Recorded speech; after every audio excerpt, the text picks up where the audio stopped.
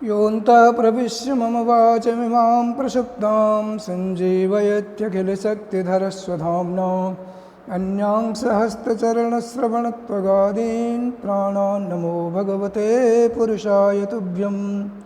मैं डॉक्टर शक्तिधर मिश्र, व्याख्याता, नव्य व्याकरण, राजकीय शास्त्री संस्कृत महाविद्यालय तीतरिया।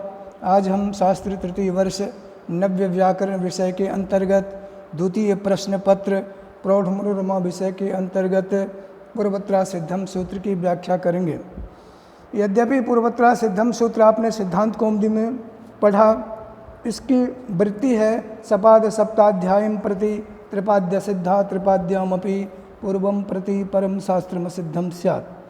यहाँ पर देखेंगे सूत्र का जो यह अर्थ किया जाता है उससे पूर्व हम यहाँ पर देखेंगे सूत्र का पदच्छेद करते हैं तो यहाँ दो मात्र पद है, पूर्वत्र असिद्धम। पूर्वत्र शब्द में पूर्व शब्द से सप्तमी विभक्ति के अर्थ में सप्तम्यास्त्रल सूत्र से त्रल प्रत्यय अर्थ होता है, त्रल प्रत्यय होता है। इस प्रकार से अर्थ होता है। पूर्वत्र का अर्थ हुआ पूर्वस्मिन। और दूसरा पद हो गया असिद्धम, तो यहाँ पर में कर्तव्य पद का अध्याहार करते हैं और अर्थ होता है पूर्वस्मिन कर्तव्य परम असिद्धम। अब यहाँ पर पूर्व शास्त्र का कार्य होने पर कार्य असिद्ध होता है, इस प्रकार से अर्थ बैठता है। तो यहाँ पर में फिर एक विचार होता है जो किससे पूर्व और किससे पर। तो इस बात को हम समझने के लिए पूर्वत्रा सिद्धम सूत्र की स्थिति को देखेंगे कि अष्टाध्यायी में यह सूत्र कहाँ पर लिखा गया है। तो अष्टाध्यायी में इसका नंबर आप देखेंगे तो इसका नंबर है 821। 821 का मतलब होगा अष्टाध्यायी के द्वितीय पाद का प्रथम सूत्र है। तो इससे पूर्व जो शास्त्र हो गया, इससे पूर्व 7.25 अध्यायी के सूत्र आते हैं और इसके बाद 3 पाद के सूत्र आते हैं जिसे हम त्रिपादी कहते हैं। और 7.25 अध्याय पूर्व शास्त्र जो है उसको सपाद सप्ताध्यायी कहा है। तो इस प्रकार से अर्थ होता है सपाद सप्ताध्यायी प्रति त्रिपाद्य सिद्धा। ये अर्थ हम इस सूत्र को विधि सूत्र मानने से लेते हैं और इस सूत्र को विधि सूत्र और अधिकार सूत्र भी माना गया है। और अधिकार सूत्र मानने से अर्थ होता है त्रिपाद्यामपि पूर्वम प्रति परम शास्त्रम असिद्धम स्यात्। यद्यपि आपने पढ़ा है सूत्र के 6 भेद हैं, 6 प्रकार के सूत्र होते हैं। संज्ञा चो, परिभाषा चो, विधिर नियम एव चो, अतिदेशो अधिकारस्यो षड्विधम सूत्र लक्षणम। तो इसके अंतर्गत आप देखेंगे विधि सूत्र और अधिकार सूत्र भी है। अधिकार सूत्र और संज्ञा सूत्र। अब ये अधिकार सूत्र जो है इसका अर्थ होता है स्वदेशे वाक्यार्थ शून्यत्वे स्थिति विधि सूत्रे का वाक्यार्थ बोधजनकत्वम अधिकार सूत्रत्वम। अधिकार सूत्र अपने देश में अर्थात जिस स्थान पर उसका उच्चारण किया गया है, लिखा गया है, वहाँ पर वाक्यार्थ शून्य होता है, वहाँ पर उसका कोई प्रयोजन नहीं होता है। यह विधि सूत्र के साथ एक वाक्यता करके अर्थबोध कराता है। इस प्रकार से अधिकार सूत्र मानने पर अर्थ होगा त्रिपाद्यामपि पूर्वम प्रति परम शास्त्रम सिद्धम स्यात्। इस प्रकार से हम अर्थ करते हैं। तो इस प्रकार से यह हम इसका अर्थ लेंगे। अब यहाँ पर में देखेंगे कि प्रौढ़ मनोरमा में लिखा है, यहाँ पर में इस सूत्र के विषय में 2 पक्ष रखा गया है। एक है कार्या सिद्धत्व पक्ष और दूसरा है शास्त्रा सिद्धत्व पक्ष। कार्या सिद्धत्व पक्ष का मतलब है जैसा कि आपने कहा कि सपाद सप्ताध्यायस्थ सूत्र के प्रति पूर्व शास्त्र हुआ, इसके प्रति त्रिपादी सूत्र असिद्ध होता है। तो यहाँ पर में ये कहा गया है सूत्र का मतलब हो गया शास्त्र। तो शास्त्र असिद्ध होता है या शास्त्र के द्वारा विहित कार्य असिद्ध होता है। तो यहाँ पर कहते हैं यदि आप कार्या सिद्धत्व पक्ष मानेंगे, ये पूर्व पक्ष है, सिद्धांत पक्ष नहीं है। यदि आप कार्या सिद्धत्व पक्ष मानते हैं तो कहते हैं मनोरथा इत्यस्य सिद्धि न स्यात् तद्यथा मनोरथ अत्र मनसरथः इत्यवस्थायां हसीचो इति सूत्रेण उत्वे प्राप्ते किंतु परत्वात् रोड़ी इति सूत्रस्य इतिनेनो रेफस्य लोपे।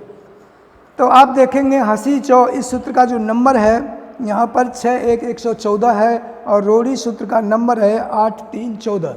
अष्टाध्यायी की में देखेंगे आप तो ये पर शास्त्र हो गया आपका रोड़ी। तो एक नियम अपना ये भी आता है, पूर्व पर नित्यंतरंगापवादा, पूर्व पर नित्यांतरंगापवादा नाम उत्तरोत्तरम बलीय। इसका अर्थ हो गया पूर्व शास्त्र की अपेक्षा पर शास्त्र, पर से नित्य, नित्य से अंतरंग, अंतरंग से अपवाद, ये उत्तरोत्तर बलवान होते हैं। तो उत्तर शास्त्र को बलवान कहा गया, तो इसीलिए उत्तर शास्त्र को ही कहते हैं पर शास्त्र। तो परत्वात यहाँ पर में रोरी से रेफ लोप की प्राप्ति होगी। अब ऐसी स्थिति में जब आप रेफ का लोप कर देते हैं तो रेफ के नहीं होने पर फिर हसी चौ से उत्तु कैसे करेंगे? कार्य आपने कर दिया और कार्य करने के बाद रकार है ही नहीं, तो फिर आप उत्तु किसका करेंगे? तो हम क्या करते हैं, उस रेफ लोप जो हुआ है उसमें असिद्धत्व का आरोप करके फिर वहाँ पर में उत्तु का विधान करते हैं। तो कहते हैं यह कार्यासिद्धत्व पक्ष सही नहीं है, क्योंकि एक न्याय है देवदत्त, देवदत्त हंत्री हतन न्याय। इसका अभिप्राय हुआ जिस प्रकार से जैसा कि देवदत्त को किसी ने मार दिया और उस देवदत्त को मारने वाले को यदि कोई दूसरा मारने जाता है तो उसके मारने से देवदत्त पुनः जीवित नहीं हो सकता है। किंतु यदि देवदत्त को मारने के लिए यदि कोई उद्यत हो रहा है तो उसी समय यदि उसको रोक लिया जाए तो देवदत्त जीवित रह सकता है। इसी को कहा देवदत्त हंत्री हतन न्याय। तो देवदत्तस्य हंतु हन्नेपि, देवदत्तस्य हंतु हन्नेपि नो नमज्जनम देवदत्तस्य, देवदत्त के मारने वालों को यदि कोई मार दे तो फिर भी देवदत्त जीवित नहीं हो सकता है।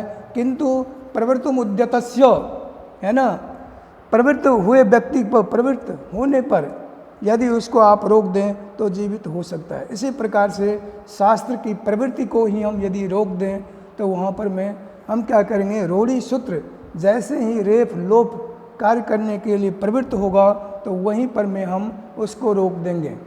तो इस प्रकार से शास्त्रा सिद्धत्व को पक्ष को माना है और इसी को उत्तर पक्ष माना गया है।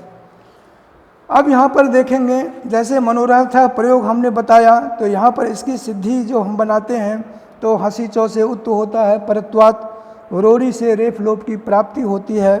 और फिर वहाँ पर में एक सूत्र आता है विप्रतिषेधे परम कार्यम। तो विप्रतिषेधे परम कार्यम का अर्थ हो गया तुल्यबल विरोधे परम कार्यम स्यात्। तुल्यबल विरोध हो तब पर कार्य होता है। तुल्यबल विरोध का अभिप्राय होता है एक ही समय में दो शास्त्रों की प्रवृत्ति हो तो उसी को कहते हैं तुल्यबल विरोध। तो यहाँ पर में हंसी चौ से उत्तु की प्राप्ति है और रोरी से रेफ लोप की प्राप्ति है, इसीलिए यहाँ पर यह तुल्यबल विरोध हुआ। और तुल्यबल विरोध होने से विप्रतिषेधे परम कार्यम सूत्र की प्रवृत्ति होती है। ऐसी स्थिति में हम कहेंगे परम कार्यम, तो पर कार्य यहाँ पर में रोड़ी है तो रोड़ी से रेफ लोप की प्राप्ति होती है। तो फिर मनोरथा कैसे बनेगा? इसीलिए यहाँ पर में पूर्वत्रा सिद्धम सूत्र के द्वारा रोड़ी त्रिपादिस्थ सूत्र है और हंसी चौ सपाद सप्ताध्यायस्थ सूत्र है, तो उसकी दृष्टि में रोड़ी को हम असिद्ध, रोड़ी शास्त्र को असिद्ध कर देंगे। और उसको असिद्ध करने का मतलब यह है रोड़ी शास्त्र हंसी चौ सूत्र की दृष्टि में है ही नहीं, इसीलिए उसकी प्रवृत्ति को नहीं रोकेगा और हंसी चौ से उत्तु हो जाएगा और उत्तु करके फिर आदि गुना से गुण करेंगे और मनोरथा की